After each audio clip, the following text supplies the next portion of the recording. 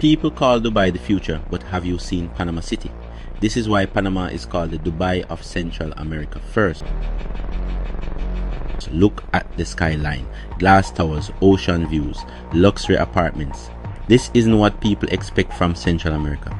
Just like Dubai, Panama built its growth around global trade. The Panama Canal connects the world and money follows movement, banks, multinational companies, logistics hubs. Panama became a financial gateway, not just a tourist spot. Another similarity, foreigners can invest, buy property, and do business legally and easily. Add a US dollar based economy, modern infrastructure, and one of the fastest growing skylines in the region. You get a city that feels futuristic but still affordable compared to Dubai, Miami, or New York. That's why investors, expats, and digital nomads are paying attention. Come in Panama if you want. Why money keeps flowing here. And what most people don't see yet,